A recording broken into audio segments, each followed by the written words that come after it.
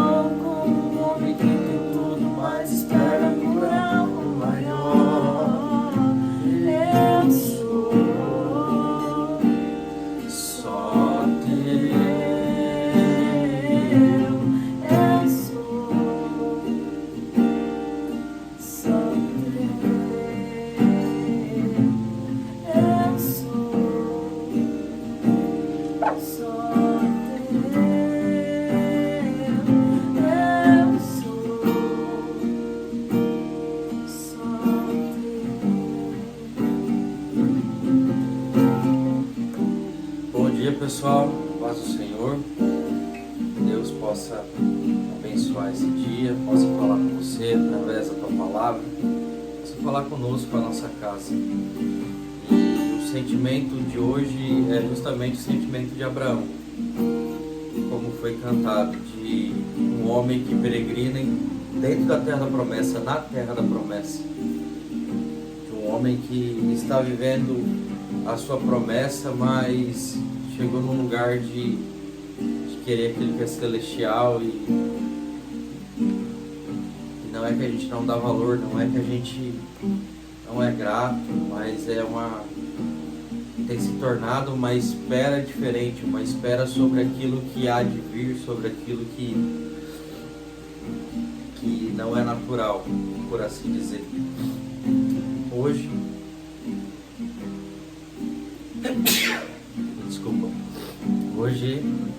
nós vamos ler Atos 2 e assim sucessivamente até concluirmos o livro de Atos. E diz assim, então, a partir do verso 1: Ao chegar o dia de Pentecoste, todos estavam reunidos no mesmo lugar. E de repente veio do céu um som como de um vento impetuoso, encheu toda a casa onde estavam sentados. E apareceram umas línguas como de fogo, distribuídas entre eles, e sobre cada um pousou uma. Todos ficaram cheios do Espírito Santo, começaram a falar em outras línguas, conforme o Espírito Santo lhes concedia que falassem. Estavam em Jerusalém judeus piedosos e todas as nações que há debaixo do céu.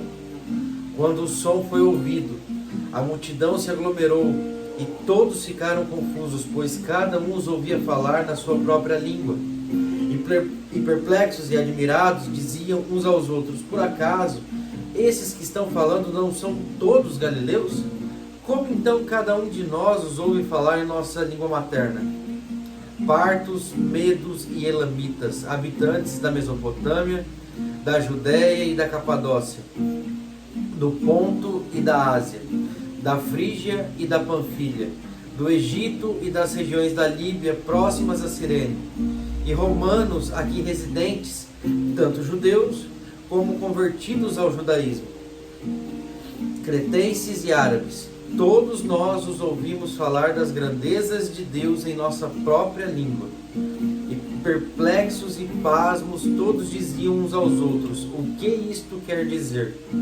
Mas outros, zombando, diziam: eles estão embriagados com vinho. Então, pondo-se em pé um dos 11, Pedro tomou a palavra e disse-lhes: homens judeus, e todos os que habitais em Jerusalém, que isso fique claro para vós. Escutai as minhas palavras. Estes homens não estão embriagados, como pensais, visto que é apenas a 3ª hora do dia. Mas isto é o que havia sido falado pelo profeta Joel.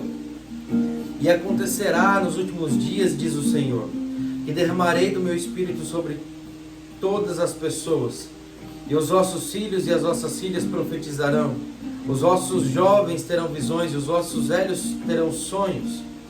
E naqueles dias derramarei do meu espírito sobre os meus servos e sobre as minhas servas, e eles profetizarão.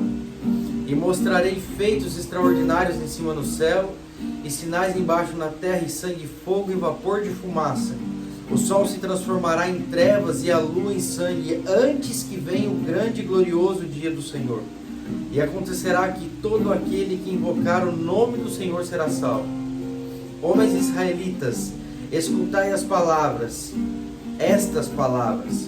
Jesus o Nazareno, homem aprovado por Deus entre vós com milagres, feitos extraordinários e sinais, que Deus realizou entre vós por meio dele, como bem sabeis.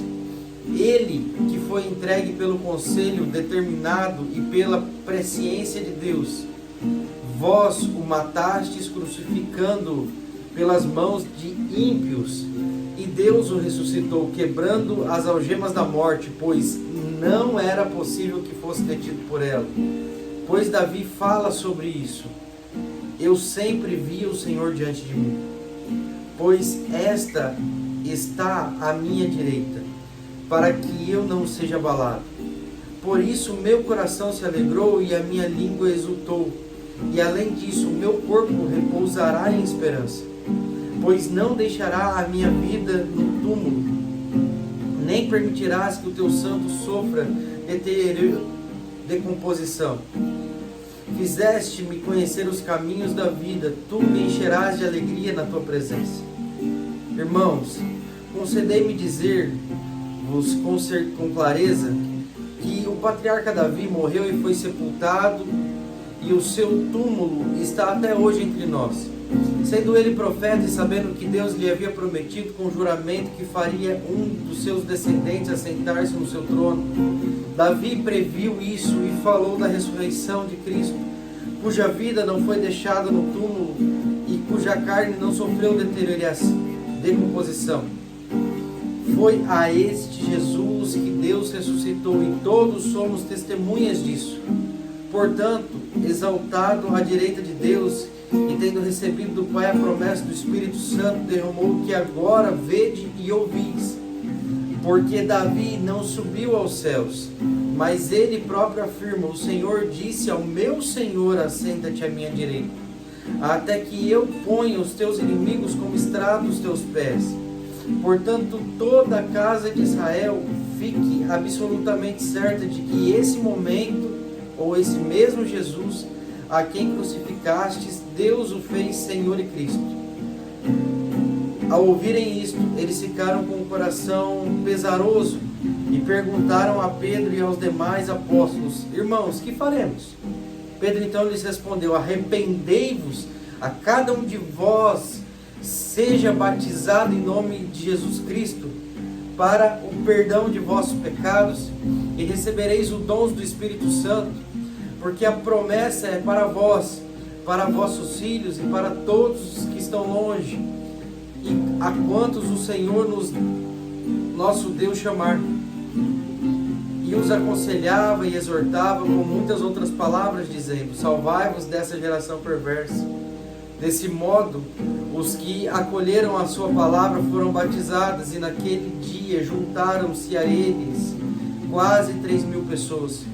E eles perseveraram no ensino dos apóstolos e na comunhão, no partir do pão e nas orações. Em cada um havia temor, e muitos sinais e feitos extraordinários eram realizados pelos apóstolos. Todos os que criam estavam unidos e tinham tudo em comum. Vendiam suas propriedades e bens e os repartiam com todos, segundo a necessidade de cada um, e perseverando de comum acordo todos os dias no templo, e partindo pão em casa, comiam com alegria e simplicidade de coração, louvando a Deus e contando com o favor de todo o povo, e o Senhor lhes acrescentava a cada dia os que iam sendo salvos.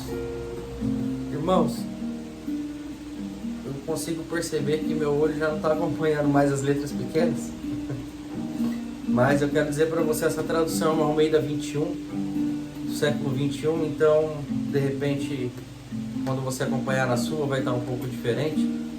Mas como é a Almeida mais atual, eu acho que se faz necessário a gente começar a usar ela e aprender a usar ela, né? Já que foi atualizada, entre aspas assim, mas dentro de um tradutor que, assim, ele é respeitado, confiável. A gente tem algumas traduções que a gente lê que não está aqui para falar mal delas, mas é complicado. Então, você que quiser nos acompanhar, na mesma tradução é a Almeida 21 que a gente está lendo. Amém? Ontem nós lemos o primeiro capítulo, onde falava de uma promessa. Falava da promessa do Espírito Santo à igreja. Promessa essa que haveria de vir, e que para que ela se cumprisse era apenas necessário que eles aguardassem, que eles esperassem no Senhor. E durante 10 dias eles aguardaram. A gente diz 10 dias, irmãos, porque a conta ela é feita assim. Jesus, ele padece e é ressurreto.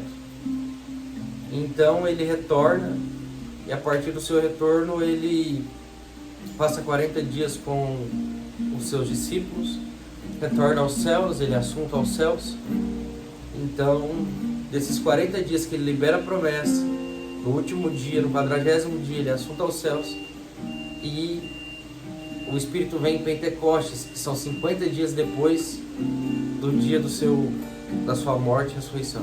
Então, basicamente, são 10 dias. Essa é a conta, dos 40 aos 50 dias. E esse Jesus que prometera o Espírito Santo, e uma igreja que aguarda, agora recebe. Só que, como eu disse ontem, essa igreja que recebeu o Espírito Santo, ela não sabia que ia esperar só 10 dias. Ela não sabia se ia ter que esperar 1 ano, 40 anos, como o povo no deserto. Se ela haveria de esperar uma troca de gerações, como aconteceu no deserto. Eles não sabiam, eles não tinham essa noção de espera. Mas eles esperaram, eles aguardaram, até que acontecesse aquilo que o Senhor prometeu. E é importante que a gente entenda, porque a gente vive numa cultura imediatista, a gente vive numa cultura onde é tudo muito rápido, onde não se tem mais frustração, porque se está frustrado, você pega o celular e começa a assistir algumas coisas que vão te entreter. Então o entretenimento ele é abundante, as pessoas elas não conseguem mais esperar uma simples fila, você vai ver que elas vão estar com o dispositivo ligado, vendo alguma coisa, e falar de espera nesse tempo é bem complicado, porque as pessoas ainda até conseguem esperar um dia específico. Olha, você vai ter que esperar até o dia 30 para uma consulta, você vai ter que esperar até 1 ano para se formar, você vai esperar. Então essas esperas, elas têm data marcada, mas a promessa da igreja, ela não tinha data marcada. Ela tinha uma data marcada, mas não era do conhecimento dos homens, melhor dizendo. Então, quando a igreja guardou e recebeu essa promessa, ela concluiu aquilo que haveria de ser cumprido. Mas para que isso acontecesse, ela teve que aguardar pacientemente no Senhor, recebendo algumas novas promessas a partir de então, ouvindo aquilo que se concluiu ao falar em línguas. É interessante que eu tenho uma leitura, coisa minha, irmão, você não precisa entender isso como fonte específica, não se trata exatamente de Bíblia, mas quando eles começam a falar em línguas e Pedro diz que aquilo era o cumprimento da profecia de Joel, onde os filhos profetizarão, os velhos teriam sonhos e os filhos teriam também visões, eu sempre olho para esse versículo além daquilo que se trata sobre o dom de línguas ou daquele momento. Eu consigo olhar nos nossos dias sobre isso. Eu consigo entender que os nossos dias são dias assim, onde os filhos profetizarão, os velhos terão sonhos e os filhos terão visões. E é interessante por quê? Porque esse versículo ele remete à ideia de igreja, onde os mais velhos sonham com um modelo de igreja pura, perfeita. E a igreja apocalíptica, ela tem a promessa de se vestir com vestes de linho fino. Então sim, ela é uma igreja que será totalmente diferente de tudo até aqui. Será uma igreja pura. Irmãos, assim, às vezes a gente senta com pessoas e ouve elas falando que a igreja está perdida, que elas estão perdidas. A igreja não está perdida, irmão. Pelo contrário, a igreja nunca viveu algo como está vivendo agora. E a gente vê um saudosismo com a igreja primitiva. Irmão, a igreja primitiva era um protótipo daquilo que se tornará a igreja apocalíptica. A igreja apocalíptica vai viver um estado no Senhor de santidade e transição para o homem eterno, no sentido de final, de o homem que está entendendo e amadurecendo o cristianismo, que nunca foram vistos. Então, assim, eu imagino os nossos velhos sonhando com essa igreja e os nossos jovens tendo a visão de como fazer essa igreja ou como ser essa igreja. Então esse versículo para mim ele fala muito mais do que apenas o cumprimento daqueles tempos. Ele se trata de pais e filhos trabalhando juntos, onde pais sonham, idealizam, os filhos têm a visão de como tornar aquilo real e trabalhando junto aquilo acontece. Isso para mim é um apontamento de um Pedro falando, nos últimos dias, a partir da profecia dos filhos, tudo isso acontecerá. E a gente vê essa promessa se cumprindo, a promessa da descida do Espírito Santo, e às vezes a gente não consegue compreender a importância desse evento. Eu sei que eu vim do meio pentecostal e conheço muito bem o meio tradicional, e estou falando aqui de cultura evangélica brasileira, gente. Então não foge muito disso na tua imaginação. Então eu estou falando desses dois grandes movimentos, e a gente vê uma leitura muito diferente dos dois movimentos sobre essa descida do Espírito Santo, sobre a importância disso. Mas eu vou tentar sintetizar como eu vejo esse momento. A descida do Espírito Santo, ela primeiro e mais importante, o que tem que ser entendido, o Espírito Santo Consolador.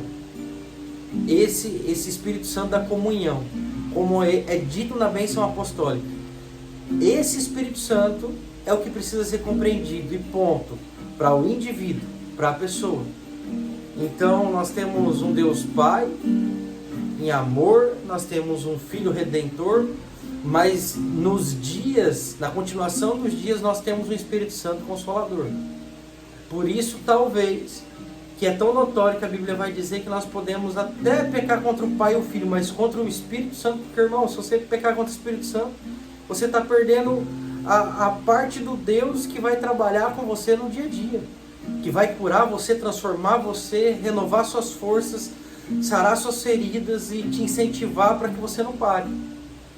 Agora, na medida do corpo de Cristo, da igreja, aí o Espírito Santo, para mim, ele é o capacitador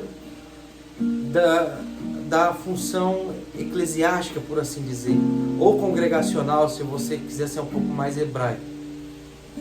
Então, a ideia dos congregados, dos homens de Deus que formam o corpo da igreja, o corpo de Cristo, esses homens precisam ser preparados pelo Espírito Santo, irmãos. Eles precisam ser cheios. Não se envia ninguém sem o Espírito Santo. Isso é um ponto básico de entendimento quanto ao envio de homens para pregar o Evangelho, para falar de Jesus. Porque se com o Espírito Santo nós, homens, temos dificuldade de pregar o Evangelho de Jesus Cristo, de vivê-lo e de sermos o exemplo que o mundo precisa, você imagina sem. O que você vai fazer? Porque se a palavra de Deus diz que o Espírito Santo é quem convence o homem do seu pecado, nos cabe pregar e esperar que ele faça algo, irmãos. Nós não temos potência, capacidade de convencer os homens, a menos que você esteja induzindo, seduzindo ou encantando, cativando pessoas. Mas se você estiver fazendo o que é correto, o que é verdadeiro, pelo Evangelho de Jesus Cristo, pregando a palavra de Deus, a função do Espírito Santo é dar continuidade àquilo que foi dito. Então, o ID, o pregar o Evangelho, é um trabalho sempre de 2 em 2, ainda que você vá sozinho, porque é você e o Espírito Santo. Você não vai fazer nunca sozinho esse trabalho. Então, quando você ministra, quando a igreja é igreja, o Espírito Santo, ele precisa, não, além de capacitar a igreja para que ela fale aquilo que é necessário ser dito, ele precisa dar continuidade nesse trabalho de convencer o homem a receber esse Evangelho. Porque você pode dizer, meu irmão, as palavras mais bonitas, você pode dizer, fluir no melhor dito possível sobre um texto, na profundidade do estudo teológico de um texto, esclarecimento. Irmão, eu sou bacharel em teologia, tenho estudado um pouquinho, a gente está agora já mestrando, mas eu vou dizer uma coisa para você, teólogo não é pastor. Teólogo não é necessariamente um homem de Deus. Teólogo é alguém que estuda sobre Deus. Então, se o texto não tem experiência com Deus, se aquele que está demonstrando, que está lendo o texto, que está falando de Deus, não tem experiência, William, mas experiência se conquista estudando. Não, experiência se conquista provando. É diferente. Provar e ver de que o Senhor é bom. É como se fosse algo literal que está sendo dito. Prove, Põe na boca, sinta o sabor. William, mas é loucura que você está falando, mas o Evangelho é loucura. Entenda isso no teu coração, você precisa ser capacitado, cheio do Espírito Santo. Ele precisa fazer morada em você. Então a igreja de Jesus Cristo na terra, ela vai conseguir fluir da forma correta. Ela vai conseguir cumprir o seu propósito de forma correta. E nós com certeza vamos ganhar a nossa família, os nossos amigos. Nós vamos conseguir ganhar a nossa cidade, a nossa nação e o mundo. Amém, irmão? Eu espero que você tenha recebido essa palavra. Estou me empolgando aqui, daqui a pouco fica grande o vídeo. Quero dizer para você, nós vamos estar todos os dias postando esses vídeos. Assim que a gente aprender, a gente vai fazer por live. A gente ainda não fui criar um grupo ontem para enviar esse vídeo do dia de ontem. E eu queria enviar para várias pessoas, eu acabei criando um grupo. Então assim, a gente não tem a menor noção de como faz essas coisas, mas estamos aprendendo. E então se inscreve aí, eu não sei, ativa a notificação, essas coisas, curte, comenta, e tudo isso vai fazer esse vídeo chegar mais longe e vai fazer você saber que chegou um vídeo novo para você estar acompanhando, amém?